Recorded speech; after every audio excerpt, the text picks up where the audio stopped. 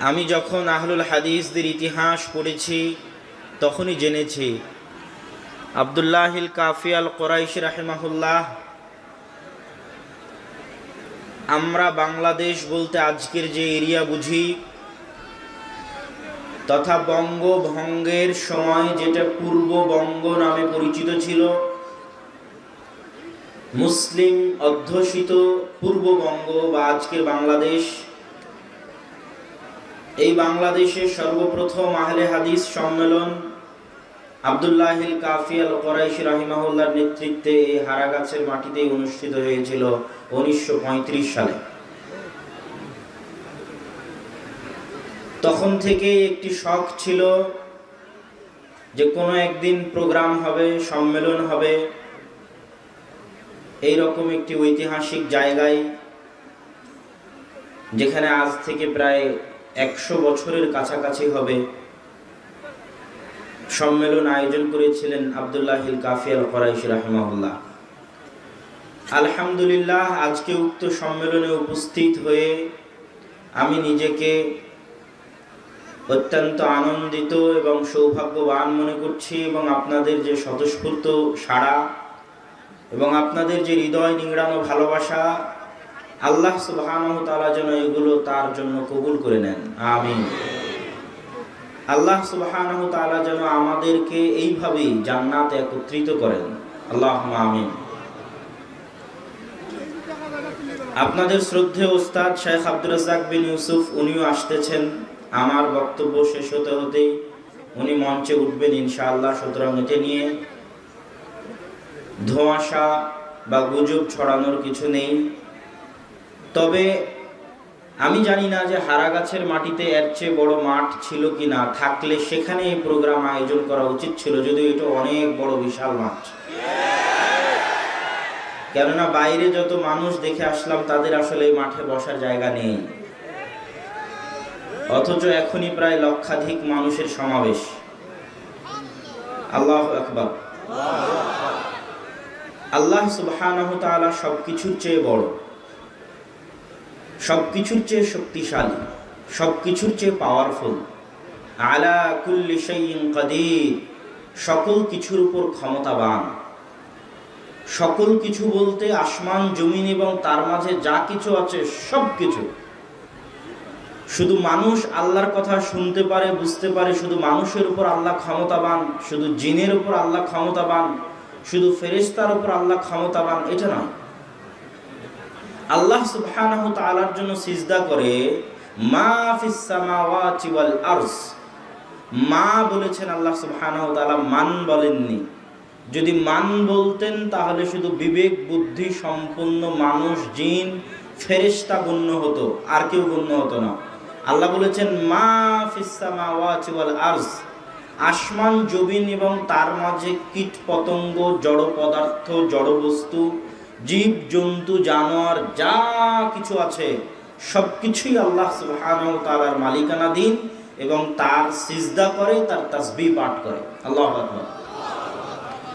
আপনি যখন আজকালকের গাড়িগুলোতে উঠবেন তখন যদি আপনি বলেন সুবহানাল্লাযী সাখখারা লানা হাদা ওয়া মা কুন্না লাহু মুকরিনিন ওয়া ইন্না ইলা রাব্বিনা লামুনকালিবুন, এই দোয়ার অর্থ যখন আপনি জানবেন তখন আপনার মনে হতে পারে যে এই দোয়াগুলো বেশি খাপ খায় জীবজন্তু জানোয়ারের সাথে। কেননা তখন বাহন বলতে ছিল উট, বাহন বলতে ছিল ঘোড়া। তো যখন ঘোড়ায় চড়েছে, উটে চড়েছে, গাধার পিঠে চড়েছে, তখন বলেছে সুবহানাল্লাযী সাখখারা লানা হাদা। ওই মহান আল্লাহর পবিত্রতা বর্ণনা করছি, যিনি আমাদের জন্য এই বিশাল শক্তিশালী দেহের অধিকারী। একটা উটের শক্তি 10 জন 20 জন মানুষের চাইতে বেশি, একটা ঘোড়ার শক্তি 5 থেকে 10 জন মানুষের সমান। তাহলে আমাদের একজন মানুষের চেয়ে অনেক গুণে শক্তিশালী এরকম একটি প্রাণীকে আল্লাহ আমাদের অধীনস্থ করে দিয়েছেন, আমরা তার পবিত্রতা বর্ণনা করছি। কিন্তু আজকের গাড়িকে আপনি কিভাবে বলবেন আল্লাহর অধীনস্থ? অবশ্যই আজকে আপনি যে গাড়ি পরিচালনা করছেন, চালাচ্ছেন, এগুলো আল্লাহর ক্ষমতা, আল্লাহর দাপটের অধীনস্থ। কিভাবে? আমি অনুরোধ করব যে আপনারা হইচই এবং কথাবার্তা না বলে মজলিসের আদব, আদাবুল মাজলিস, মাজলিসুল কোরআন ও সুন্নাহ, কোরআন সুন্নাহর যে মাজলিস, এই মাজলিসের যে আদব, রাসূল সাল্লাল্লাহু আলাইহি ওয়াসাল্লাম বলেছেন কিছু ফেরেশতা আছে যাদের কাজ তারা দুনিয়াতে ঘুরতে থাকে, আরাজি জমিনি ফেরেশতা, মাটিতে ঘুরতে থাকে, ঘুরে ঘুরে খুঁজতে থাকে কোথায় মানুষ আল্লাহকে স্মরণ করছে, কোথায় এমন কোন জায়গা আছে যেখানে মানুষ আল্লাহকে স্মরণ করছে। কোনো জায়গা যদি তারা পেয়ে যায় যেখানে মানুষ একত্রিত হয়ে আল্লাহকে স্মরণ করছে, হাফাত হুমুল মালায়েকা, তাহলে ফেরেশতারা সেই জায়গাটা ঘিরে ধরে। ওয়াসাকানাত আলাইহিমুন নাজি ওয়া নাযালাত আলাইহিমুস সাকিনা, এবং আসমান থেকে তাদের উপর আল্লাহর রহমত বর্ষিত হয়। তো ফেরেশতার উপর বিশ্বাস এবং শয়তানের উপর বিশ্বাস কাল্পনিক কিছু নয়, বাস্তব কিছু। আমাদের মুসলমানদের সবচেয়ে বড় সমস্যা হচ্ছে আমরা ফেরেশতার উপর বিশ্বাসকে শুধু মুখের বিশ্বাস বানিয়ে রেখেছি, শয়তানের উপর বিশ্বাসকে শুধু মুখের বিশ্বাস বানিয়ে রেখেছি। আপনি ততক্ষণ পর্যন্ত পূর্ণাঙ্গরূপে আল্লাহর ইবাদত করতে পারবেন না যতক্ষণ না আপনি শয়তানকে পূর্ণ বিশ্বাস করতে পারবেন, যতক্ষণ না আপনি ফেরেশতাকে পূর্ণ বিশ্বাস করতে পারবেন। আপনার শত্রুকে এটা যতক্ষণ চিনতে না পারবেন ততক্ষণ আপনি সঠিকভাবে ইবাদত করতে পারবেন না। আপনি বলতে পারেন হিন্দু আপনার শত্রু, আপনি বলতে পারেন আমেরিকা, ইসরায়েল, ইন্ডিয়া আপনার শত্রু। আল্লাহ সুবহানাহু ওয়া তাআলা কোরআন মাজিদে বলেছেন, ইন্নাশ শাইতানা লাকুম আদুউউম মুবিন, শয়তান তোমাদের সবচেয়ে বড়, সবচেয়ে প্রকাশ্য শত্রু। কি জন্য শয়তান আপনার সবচেয়ে বড়, সবচেয়ে প্রকাশ্য শত্রু? আমি আপনাকে বক্তব্য দিয়ে যতই গরম করি আমেরিকা, ইসরায়েল, ইন্ডিয়ার বিরুদ্ধে, কোথায় কবে দেখা হবে আমেরিকার সাথে, কবে যুদ্ধ করবেন, কবে গন্ডগোল করবেন, কোনো দিন হয়তো আপনার সাথে তার দেখা নাও হতে পারে।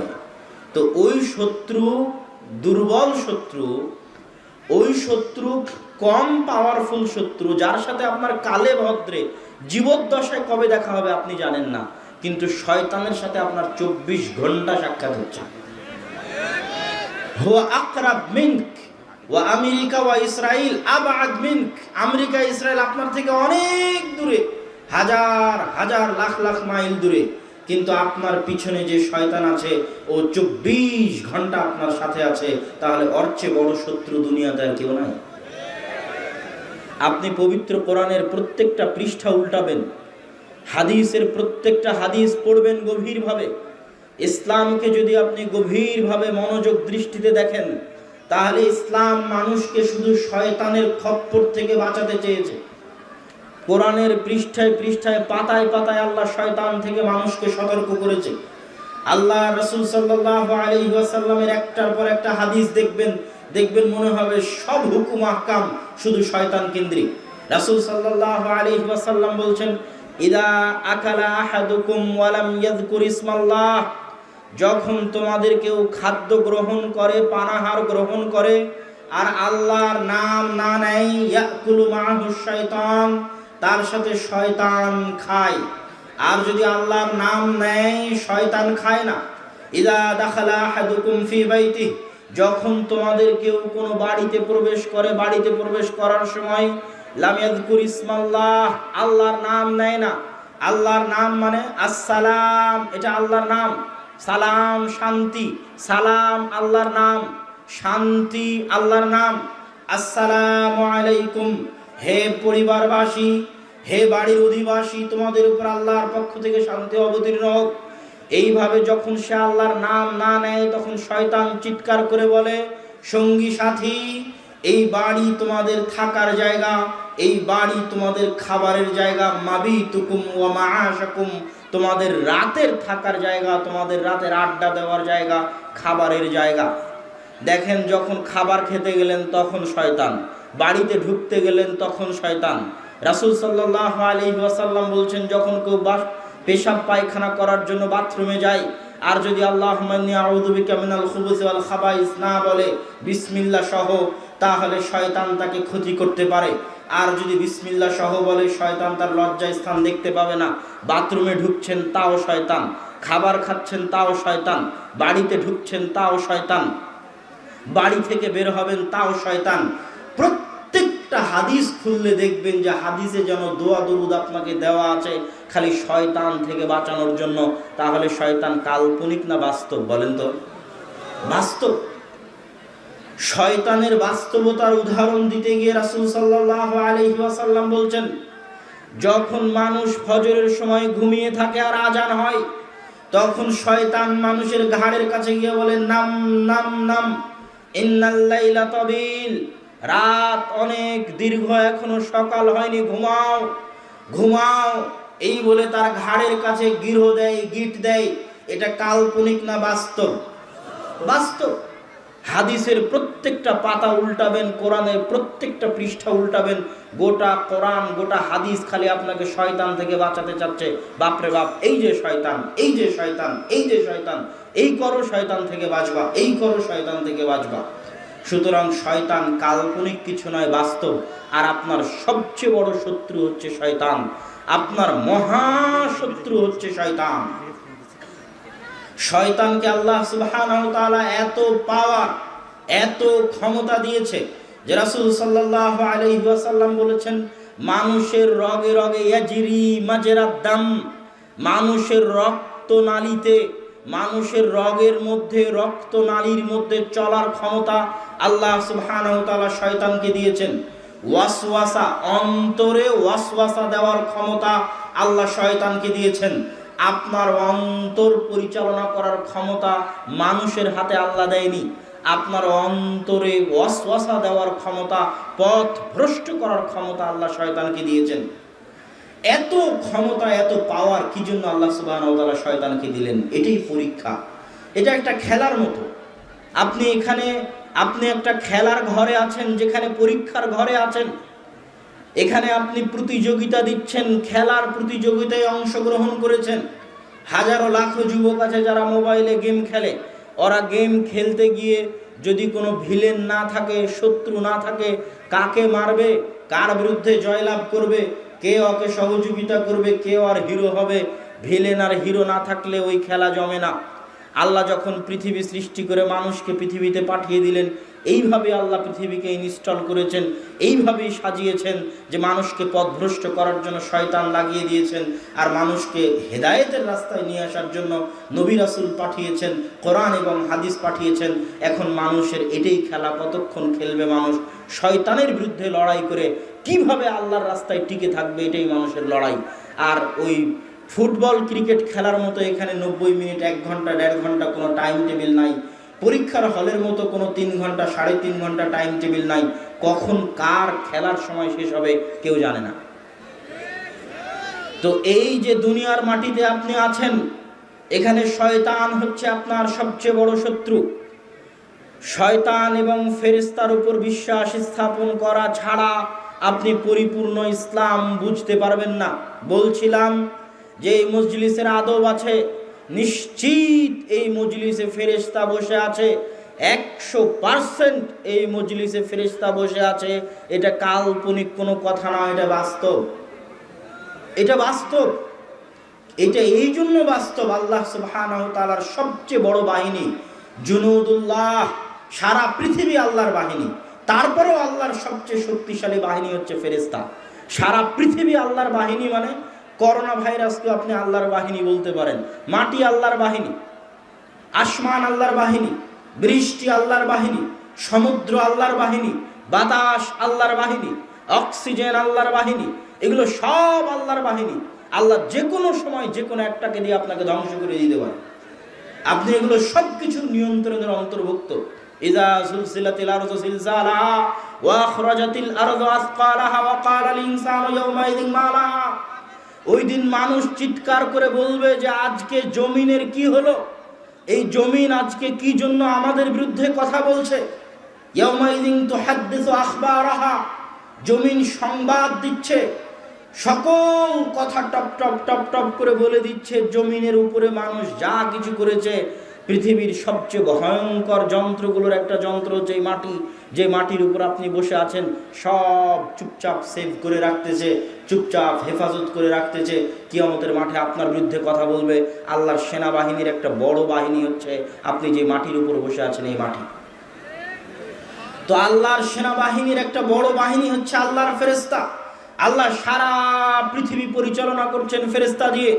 মায়ের পেটে যখন ৪৪ ছিল তখন ফেরেশতা রূহ নিয়ে এসে আপনার মায়ের পেটে আপনার রূহ দিয়ে গেছে। আপনার এই বডি, এই শরীর পৃথিবীতে তৈরি হয়েছে, রূহ পৃথিবীতে তৈরি হয়নি। রক্ত মাংসের এই দেহ মায়ের পেটে দুনিয়ার ফলমূল খাবার, দুনিয়ার আলো বাতাস হাওয়া ভিটামিন নিয়ে তৈরি হয়েছে, কিন্তু ভিতরে যে রূহ আছে এটা আল্লাহর পক্ষ থেকে পাঠানো, ফেরেশতার মাধ্যমে পাঠানো, ফেরেশতা আল্লাহর বাহিনী। এই রূহ একদিন আল্লাহ নিয়ে যাবে আবার ওই ফেরেশতা দিয়েই। ওইভাবেই ফেরেশতাকে দায়িত্ব দেওয়া আছে।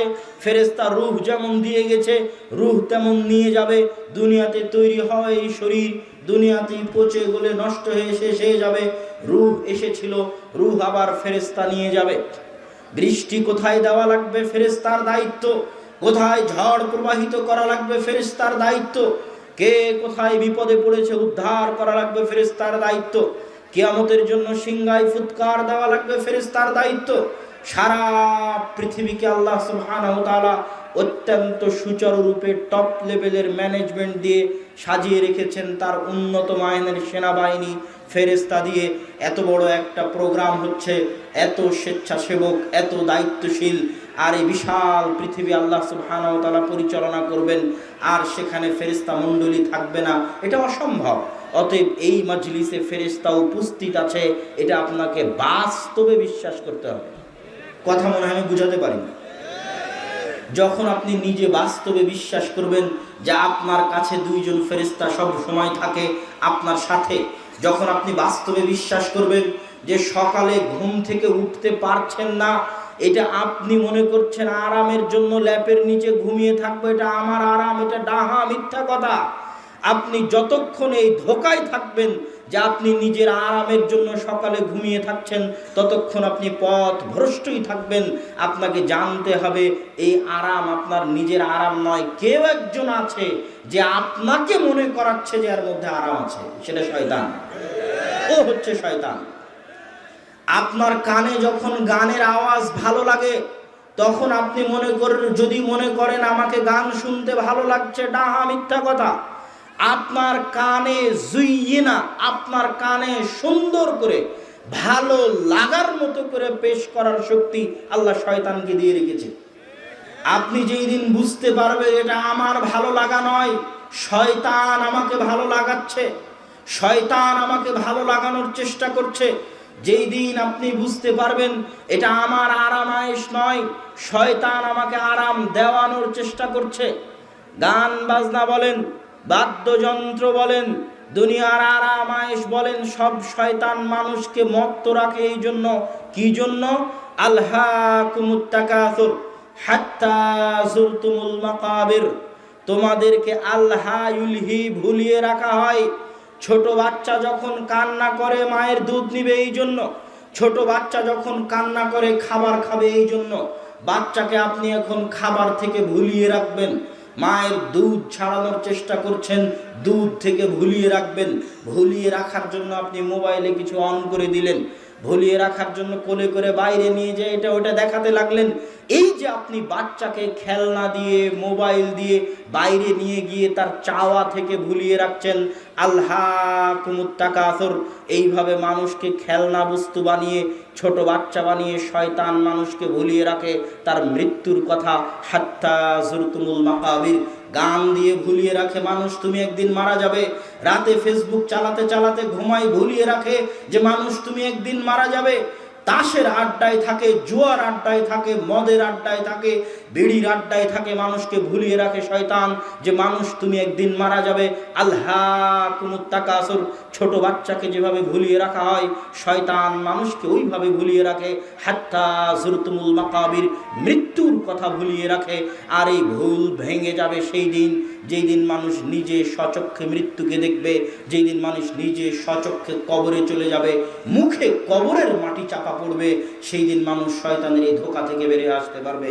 বলছিলাম, ততক্ষণ পর্যন্ত আপনি দিনের রাস্তায় আসতে পারবেন না যতক্ষণ না আপনি শয়তান এবং ফেরেশতার উপর বিশ্বাস স্থাপন করবেন। আর এত লম্বা কথা আলোচনা করলাম এই জন্য, আপনি যেই মাজলিসে বসে আছেন এই মাজলিসে ফেরেশতা বসে আছে। যেই মাজলিসে ফেরেশতা বসে আছে আপনাকে সেই মাজলিসের আদব রক্ষা করতে হবে, ফেরেশতাদের সম্মান বজায় রাখতে হবে। এটা কাল্পনিক কথা নয়, এটা বাস্তব কথা। অতএব ফেরেশতাদের সম্মান বজায় রক্ষার্থে আপনাকে মাজলিসের সম্মান বজায় রাখতে হবে। কথা না বলে, বিশৃঙ্খলা না করে চুপচাপ বসে বক্তব্য শোনার চেষ্টা করতে হবে। আজকে আপনাদের অত্র আলোচনা অনুষ্ঠানে আমার সংক্ষিপ্ত বক্তব্যের বিষয়বস্তু আসসালাত, সালাত। সালাতের উপর গুরুত্বপূর্ণ ব্যতিক্রম কিছু কথা আপনাদের কানে, আপনাদের মাথায়, আপনাদের বিবেকে দেওয়ার ছোট্ট চেষ্টা করব। ওমা তৌফিক ইল্লা বিল্লাহ, ইনশাআল্লাহুল আজিজ। আল্লাহ সুবহানাহু ওয়া তাআলা যদি চান ইনশাআল্লাহ।